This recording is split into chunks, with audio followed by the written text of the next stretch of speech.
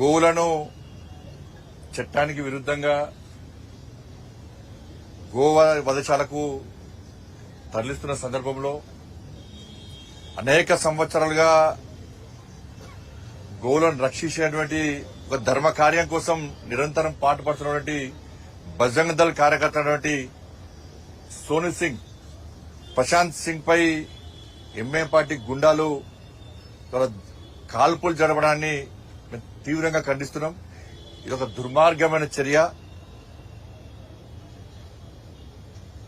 ప్రభుత్వము చేయాల్సిన పనిని ప్రభుత్వము పోలీసులు చేయలేని పరిస్థితుల్లో గోవులను రక్షించాల్సినటువంటి బాధ్యతను గుర్తించి ఈ తెలంగాణ రాష్ట్రంలో అనేక సంవత్సరాలుగా బజరంగ్ దళ్ కార్యకర్తలు గోరక్షకులు గోవులను రక్షించడం ఒక బాధ్యతగా చట్టానికి లోబడి వ్యవహరిస్తా ఉన్నారు. ఇటువంటి పరిస్థితుల్లో ముఖ్యంగా భాగ్యనగర్ లో ఇది మొదటి సంఘటన కాదు. గతంలో సంజయ్ అనేటువంటి ఒక కార్యకర్త బజరంగ్ దళ్ కార్యకర్త మీద కూడా హత్యాయత్నం చేయడం జరిగింది. ఆయన కింద పడేసి కారు మీదికెళ్ళి తీసుకుపోయే ప్రయత్నం చేస్తే చావు బతుకుల మధ్య ఇదే హాస్పిటల్లో కొన ఊపిరితో ఉండి ఇలా ప్రాణాల నుంచి బయటపడ్డాడు కాదు. ఇది మొదటి సంఘటన కాదు. ఇటువంటి సంఘటనలు జరుగుతూనే ఉన్నాయి. గోవధ నిషేధ చట్టం అనేది ఉంది. అది దాన్ని పాలకులు గుర్తించాలి. గోవధ నిషేధ చట్టాన్ని అమలు చేస్తే మాకు తుర్కోల ఓట్లు పోతాయని చెప్పి ఇవాళ పాలకులు భయపడుతున్నారు. ఎంఐఎం పార్టీకి వత్తాసు పలుకుతున్నారు. గతంలో బీఆర్ఎస్ పార్టీ ఇదే విధంగా ఎంఐఎం కు వత్తాసు పలికినప్పుడు ఎంఐఎం గుండాలు రెచ్చిపోయి హత్యలు, దోపిడీలు, మానభంగాలు, అనేక రకాలుగా ఆగడాలు బీఆర్ఎస్ పార్టీ పాలనలో ఎంఐఎం పార్టీ గుండాలు చేశారు. ఇవాళ కాంగ్రెస్ పార్టీ పాలనలో అంతకంటే ఘోరమైనటువంటి సంఘటన జరుగుతుంది. నిన్ననే నిజామాబాద్లో తెలుసు మన ప్రమోద్ అనే వ్యక్తిని ఇలా ఎంఐఎం పార్టీ గుండా ఏ విధంగా హత్య చేసిండనేది. ఇది మొదటి సంఘటన కాదు. ఇది ఒకటి. ఇలా గోరక్షకులు ఎందుకు వస్తున్నారు? ఇవాళ ప్రభుత్వము చేయలేదు కాబట్టే ఇవాళ గోమాతను భారతీయులందరూ కూడా ఒక తల్లిగా, ఒక దైవంగా భావించేటువంటి సంస్కృతి భారతీయ సంస్కృతి. ప్రతి భారతీయుడి, భారతదేశంలో పుట్టిన ప్రతి ఒక్క భారతీయుడు అనుకునే వాళ్ళు గోమాతను తల్లిగా భావించాలి, దైవంగా భావించాలి. ఇస్లాంలో గోమాతను వధించుమని ఎక్కడైనా ఉన్నదా?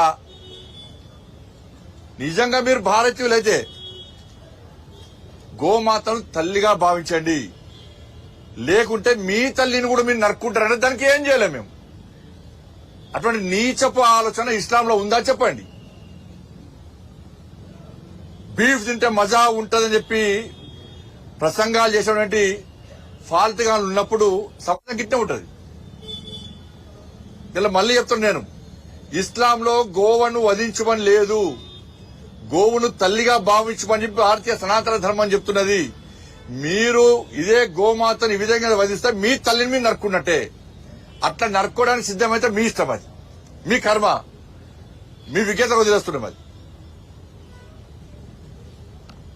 వాళ్ళ ఎన్ని రోజుల సహనము, ఓ సహనానికి అద్దు ఉంటుంది. కానీ దాన్ని ప్రభుత్వం ప్రికితనంగా భావిస్తే గిట్టే ఉంటుంది. ఇలా ముఖ్యమంత్రి గారు వచ్చి గోశాలలో పెడతారు. గోశాలలు ఎందుకు పెడుతున్నావు? గోశాలలు నువ్వు ఫస్ట్ గోవధ నిషేధ చట్టాన్ని అమలు చేయి. ఇవాళ మీరు అమలు చేయకుంటే మా తల్లిని మేము కాపాడుకునే ప్రయత్నం చేస్తే, మా దైవాన్ని మేము కాపాడుకునే ప్రయత్నం చేస్తే, మా ధర్మాన్ని మేము రక్షించుకునే ప్రయత్నం చేస్తే, ఎవరైతే అవమానపరుస్తుండో, ఎవరైతే వధిస్తుండో వాడు మంచోడైపోయాడు. ఎవరైతే చట్టాన్ని కాపాడాలని చెప్పి చట్టానికి అనుగుణంగా పోలీసులకు ప్రభుత్వాన్ని సహకరించే ప్రయత్నం చేస్తే వాళ్ళ మీద తప్పుడు ప్రచారాలు అవుతుంటాయి. వాళ్ళ పోలీసులు ప్రెస్ మీటింగ్ పెట్టారు. ఏం పెట్టారు? నేను దయచేసి మీడియా యాజమాన్యం విజ్ఞప్తి చేస్తున్నా, దయచేసి తప్పుడు ప్రచారాలు మీరు ప్రచారం చేయకండి. మళ్ళీ రిక్వెస్ట్ చేస్తున్నాను. పోలీసు వాళ్ళు చెప్పిందంతా అబద్దం. జూబ్లీ ఎలక్షన్స్ ఉన్నాయి కాబట్టి అక్కడ హిందువులందరూ ఓటు బ్యాంక్ గా మారుతున్నారు కాబట్టి ప్రభుత్వము పోలీసుల మీద ఒత్తిడి తీసుకొచ్చి ఇవాళ ప్రశాంత్ సింగ్ అనే వ్యక్తి మీద, ఒక గో రక్షకుని మీద తప్పుడు ప్రచారం చేసే ప్రయత్నం చేస్తున్నది. దాన్ని మీడియా ద్వారా ప్రచారం చేసే ప్రయత్నం చేస్తున్నది. మీడియా యాజమాన్యానికి 2 చేతులు జోడించి రిక్వెస్ట్ చేస్తున్నా, ఈ ప్రచారాన్ని బంద్ చేయండి. మా పర్సనల్ రిక్వెస్ట్. ఇది ధర్మాన్ని మీరు కూడా అవమానపరిచిన అవుతారు. ధర్మాన్ని రక్షించండి.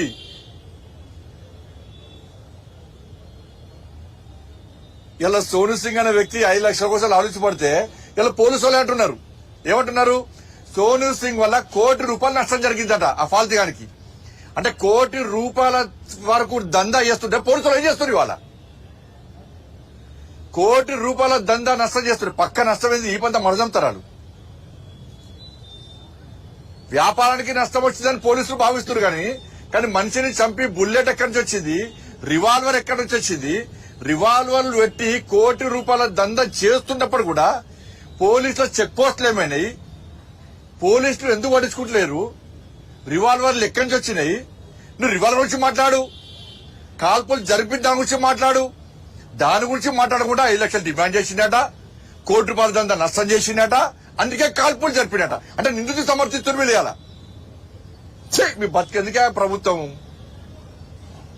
మీదికి వచ్చి బొట్లు పెట్టి పూజ చేసుకున్నాడు. కేసీఆర్ కట్ట చేసిండు, రేవంత్ రెడ్డి గదే చేస్తున్నాడు. కేసీఆర్ గిరే గోవను పెట్టి పూజ చేసిండు యాగాలకు ముందు. గోవధను నిషేధించడం అమలు చేయబడి చేయలే. గోవులను వధిస్తే కూడా బజరంగ దళ కార్యకర్త దాడి చేస్తాడు. కేసీఆర్ పడుచుకోలే. పోయి పాపం తలిగింది, పాపం పండింది, ఫామ్ హౌస్ పడ్డాడు. ఇలా రేవంత్ రెడ్డి సర్కార్ గదే జరుగుతుంది. ఇవాళ మీరు ఓట్ల కోసం కక్కుర్తి పడితే, హిందువుల మనోభావాలు దెబ్బతీసే ప్రయత్నం చేస్తే, హిందువుల దైవాన్ని కించపరిచే ప్రయత్నం చేస్తే, హిందూ ధర్మాన్ని హేళన చేసే ప్రయత్నం చేస్తే, గో రక్షకులు అవమానపరిచే ప్రయత్నం చేస్తే, గో రక్షకులు తప్పుడు ప్రచారం చేసే ప్రయత్నం చేస్తే మీకు కేసీఆర్ కు పట్టిన గతి కంటే హీనంగా పడుతుంది విషయాన్ని గుర్తుంచుకోండి.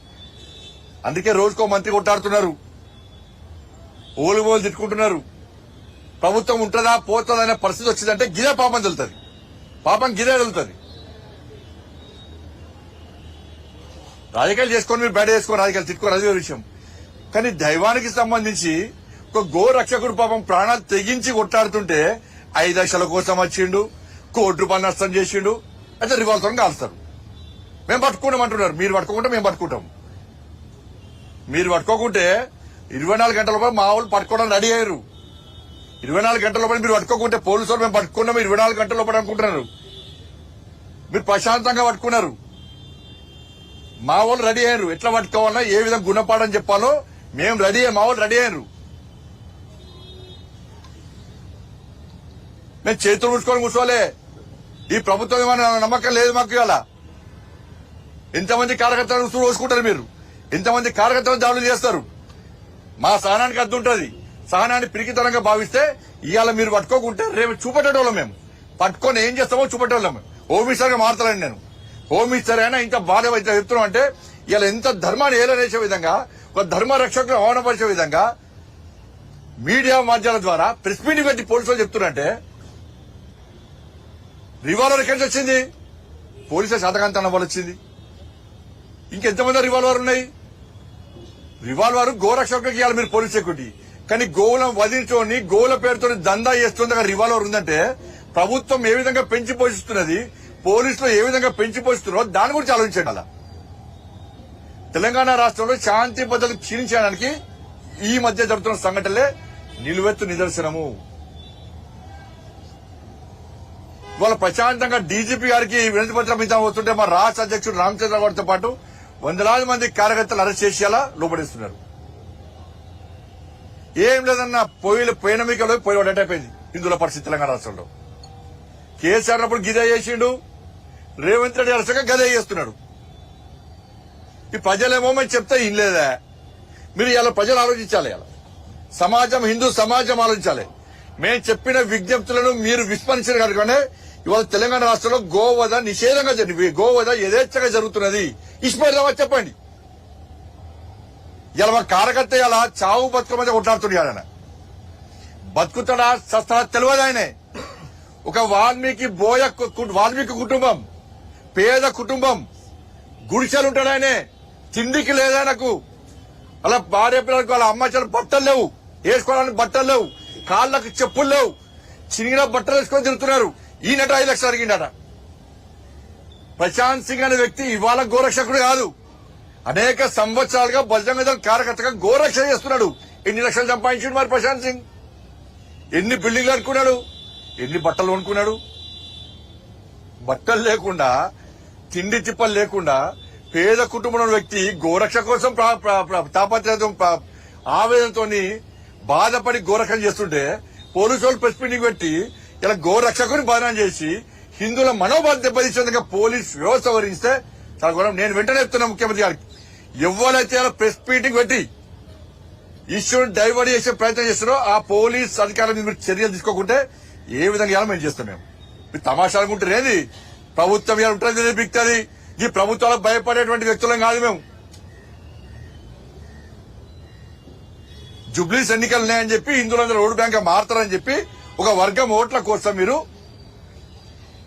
హిందూ సమాజాన్ని హేళన చేసే ప్రయత్నం చేస్తారా? క్షమాపణ చెప్పండి ముఖ్యమంత్రి గాని, పోలీసు వాళ్ళు క్షమాపణ, డీజీపీ వాళ్ళు క్షమాపణ చెప్పండి. అలా రివాల్వర్ పెట్టుకుని గోరక్షణ కాల్చమని క్షమాపణ చెప్పండి. వాళ్ళ కొంచెమన్నా సిగ్గుండాలి, అక్కలు ఉండాలి, కొంచెమన్నా మాట్లాడడానికి. పోలీసులను ఒత్తిడి తీసుకొచ్చి ప్రెస్ మీటింగ్ పెట్టించి బదనాలు చేస్తారా మీరు? పేదోని పేద కార్యకర్త ఆయనే. ఇప్పుడు చూస్తానే మీరు ఆ పిల్లలు బట్టల్లో వాళ్ళ తల్లికి, చెప్పుల్లో పాపం వాళ్ళకు తిండికి లేదు, ఏడుస్తున్నారు వాళ్ళు వచ్చి.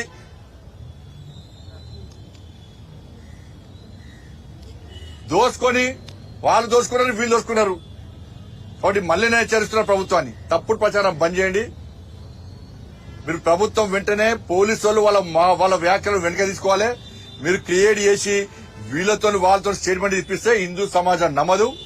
దాని మీద వెంటనే పోలీస్ అధికారుల మీద చర్యలు తీసుకోవాలని చెప్పి వాళ్ళ భారతీయ జనతా పార్టీ డిమాండ్ చేస్తా ఉన్నది.